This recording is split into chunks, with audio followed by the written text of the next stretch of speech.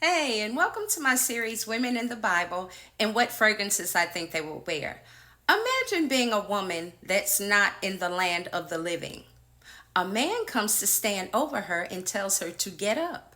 And all of a sudden, she actually wakes up. I'm telling you, the Bible is full of so many incredible stories. Now, during this time, Apostle Peter, who was a disciple of Jesus Christ, was going from town to town visiting different churches. So he came upon a land called Lydda or Lydda. And while he was there, he was preaching, talking to the people in the churches, encouraging people.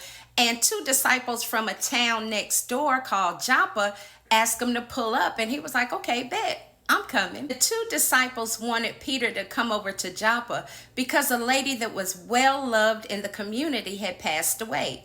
Her name was Tabitha. She was also known as Dorcas, and her name also meant gazelle. Now, she was known in the community for her many acts of kindness. She made clothes and gave them to the poor. She was just known for being extremely kind-hearted. So when Peter arrived to the house, they took him into the room where Tabitha was. It was a cool room. It was surrounded by people that loved her, widows and people from the community that were just weeping and crying. And they were like, look, these are some of the things that she made. She was so kind. She was such a beautiful person. And so Peter turned around and told him, because, Peter was the one that was about it. He's the one that just cut somebody's ear off when he stepped to Jesus. So Peter cleared the room. He was like, hey, y'all get out. I got this. So when Peter had cleared the room, he knelt down and prayed and then spoke directly to her body and told her, Tabitha, get up. And y'all, guess what happened? She got up. After Tabitha opened her eyes, Peter extended his hand and helped her up, and then called everybody else back in the room to let them know that she was indeed back in the land of the living. The fragrance that I chose for Tabitha to wear is called The Favorite, and it's by Penhaligon's. Now, some of the notes in that are violet, freesia, mandarin orange, mimosa, iris, jasmine, sambac, musk, ambroxan, and also sandalwood.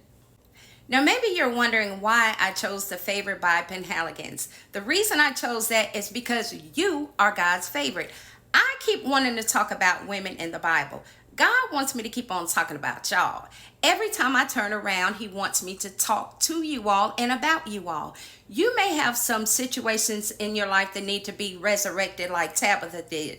I don't know if it's your marriage. I don't know if it's your health, your finances, your relationship with your children, your job, what's going on in the world, a spirit of fear you're wrestling with. I don't know what needs to be resurrected, but I'm telling you, you are on God's heart and you are on God's mind.